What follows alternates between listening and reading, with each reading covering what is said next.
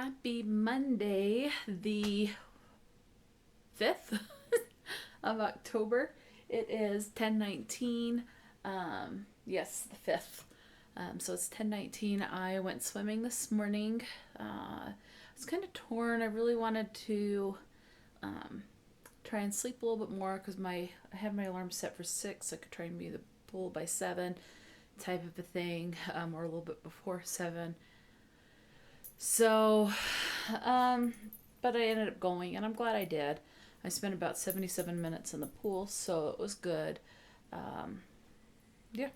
Reading update. So, over the weekend, and the kids are going to ask, I have read 161 pages, and I like it. So, we're following mostly, it's multiple perspectives, multiple POVs, point of views. So we're following mostly Thomas and Savannah, and they are the twins. Their mother is dead, and they are trying to find out who their biological father is. They keep calling him Bio-Dad. So, or sperm donor, of course, is he's being referred to in some cases.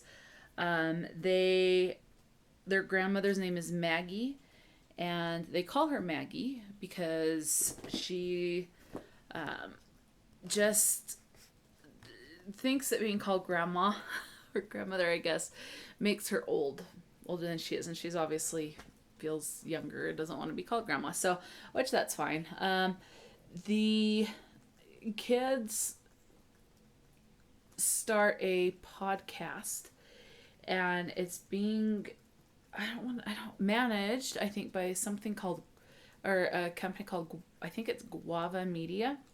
So it kind of goes over how that gets involved.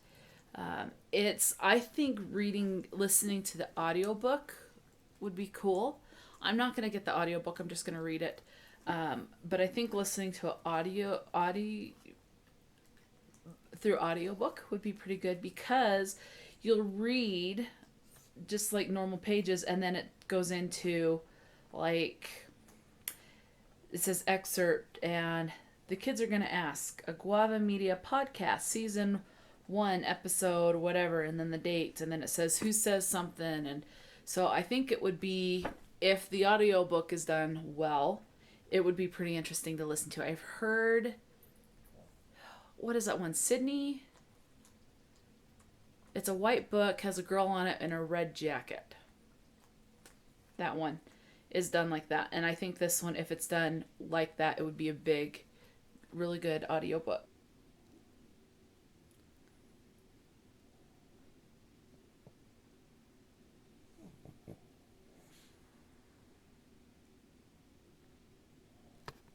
Happy Tuesday, the 6th, I believe it is. Yep, it's 10:32. There's Max.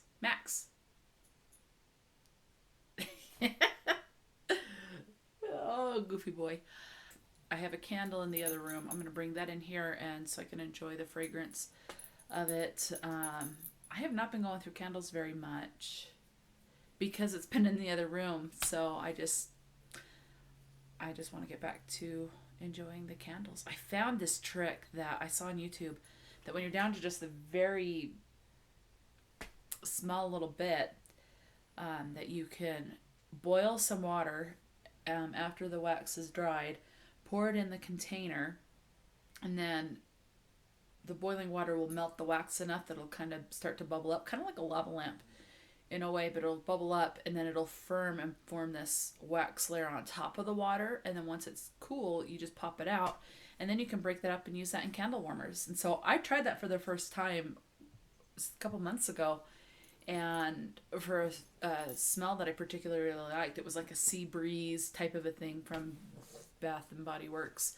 So I look forward to, I just need to get a candle warmer, so I look forward to continuing that. And then I'm going to use I popped out the little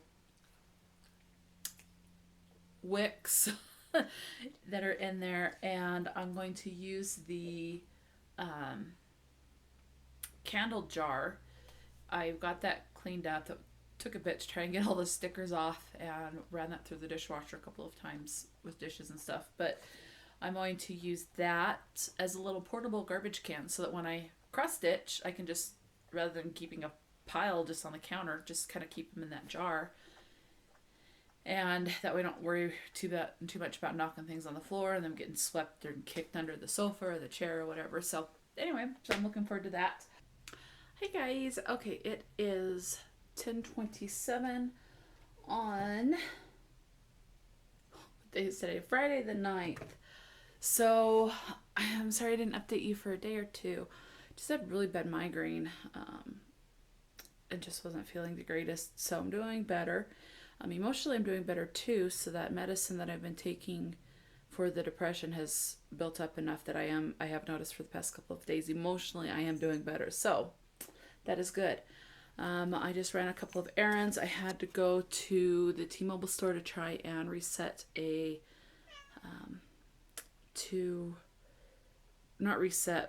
reset my PIN. I guess I couldn't remember the PIN to get into the tablet that I had. I called T-Mobile last night and to see if they had a way to just reset the PIN number without having to reset the whole device, which I don't care if I had to reset the whole device. And they said they can't do it over the phone. You have to go to the T-Mobile store. So I went to the T-Mobile store this morning and they're saying, well, there's not a way to do that. You just have to reset the whole device. It's like, well, why didn't the person on the phone just tell me that? I could have just done that last night and been done with it and not had to make that trip. Anyway, I went to the post office and picked up my mail. I got a little pouch here that I used to keep pens and things like that for my bullet journaling.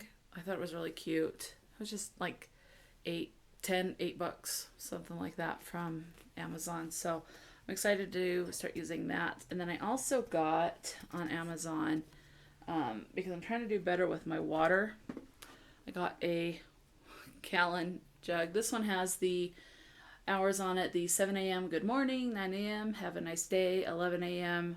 remember your goal, 1 p.m. come on, 3 p.m. drink more, 5 p.m. never say never, 7 p.m. almost there, 9 p.m. you made it. So this is just a gallon jug. I have had 2 half gallons in the refrigerator. One I kept with just straight up water so it would be nice and really cold. The other one I mixed with Crystal Light because sometimes I do better, especially if I'm trying to stop drinking as much soda. It helps to substitute soda with Crystal Light and then just do straight up water type of a thing. So kind of alternate between the 3 is what I've noticed in the past. But that half gallon one that I had, the mouth of it was so small I couldn't mix it, so I had to shake the whole half gallon jug, but the seal wasn't good on it.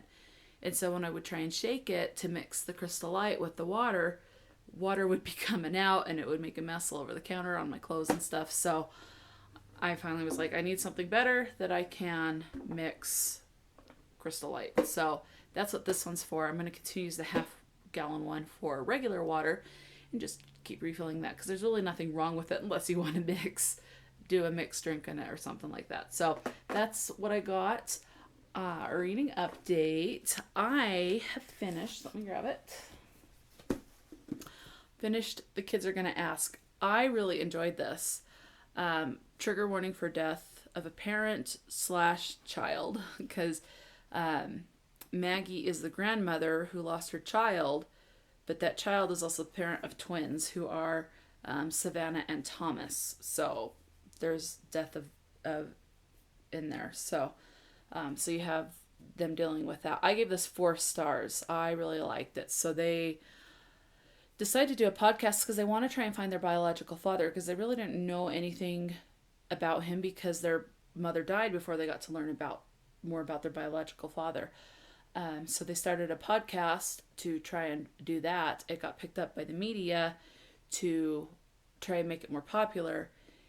And you kind of learn, and you notice this in real life. There are people in media that are just snakes, and you see that it's very well incorporated in this book that people will deliberately, whether you're in the media or not, people will release things to the public and other media outlets to try and get more controversy, and stuff like that, for the wrong reasons,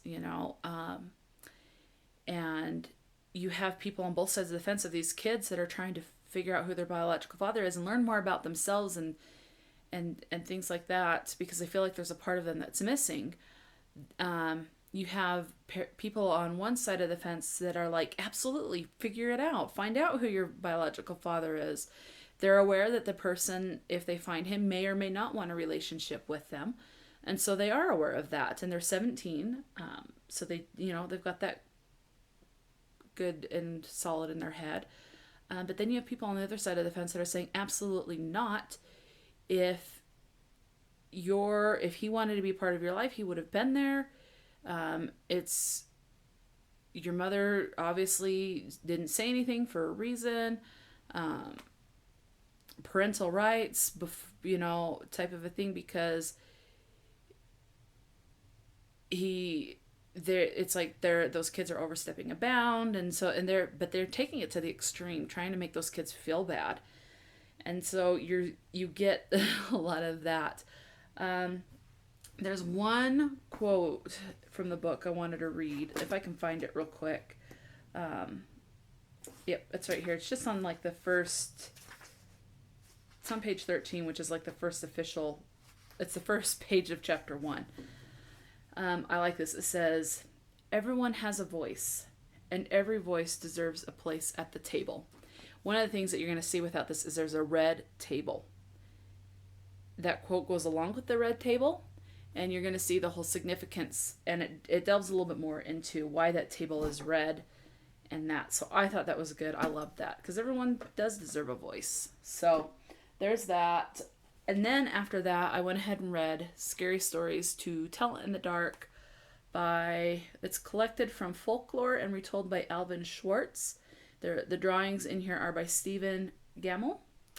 So just a bunch of short stories. I remember being terrified of most, if not all, of the stories in here. I could never read all the stories when I was a child. And this was like when I was 9 or 10 when I found these and was first starting to read these. And so, of course, I was, terrified. Now some of these I read and I go, well, that's kind of, I can see how a child would be scared by these. Some of these are just kind of silly, although some of them for a child are more kind of creepy. And I did get a little bit of the chills with some of these. So, but I did give it a 5-star. I read it in one day, and that was mostly just for nostalgia reasons. I mean, I don't really know how to, it's a bunch of short stories. I mean, I don't know how to rate each one, especially where each short story is a scary story specifically to scare a child. So I just gave it 5 stars again, just for nostalgia reasons. So, and then I started The Tale of Halcyon Crane. I finally figured out how to say the name. I struggled with that for days and days. I would look it up and then I'd be able to say it once or twice, and then it's like I couldn't remember how to say it. So it's Halcyon, The Tale of Halcyon Crane. So you follow Haley. She gets this letter that upends her life. That her life, basically, what she knew turns out to not be true at this point. Maybe that'll be upended again later on. I don't know. I've got couple of suspicions already, and I am 110 pages into it so far, and I am loving it. Wendy Webb does a great job of building the atmosphere of things. So I highly, if you want a good paranormal, Wendy Webb is a good place to go. I really like Wendy Webb's books. So Haley was raised by her dad. Mother was not in the picture, which you learn that within the first page. And I'm not going to say what she was told about her mother, because you'll figure that out, and that's I think a spoiler.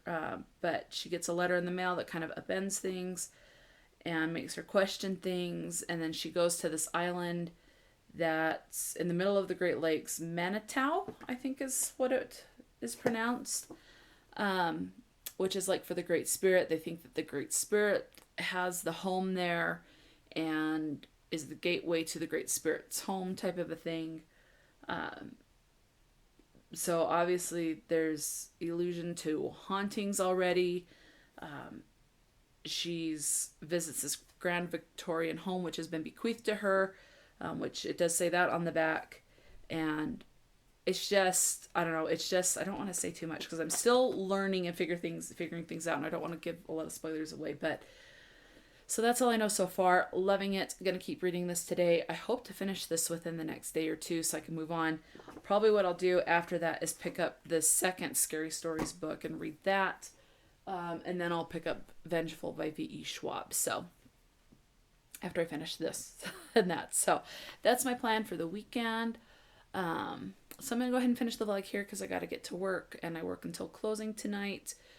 And by the time I close, I'm just going to be ready to crawl into bed and read and go to bed. So, and then it's the weekend, and so yeah. My mom has to have surgery for her shoulder, which I can't remember if I mentioned that or not. She needs a complete shoulder replacement, but they're not going to do that until she's 70, but they're going to repair some tears for her rotator cuff. So she has to quarantine, and so I've kind of got to be quarantined, basically starting from this point on. So just so that she's safe for the surgery. So we're going to go from there. And I hope you guys have a great day and enjoy your reading. I'll talk to you later. Bye.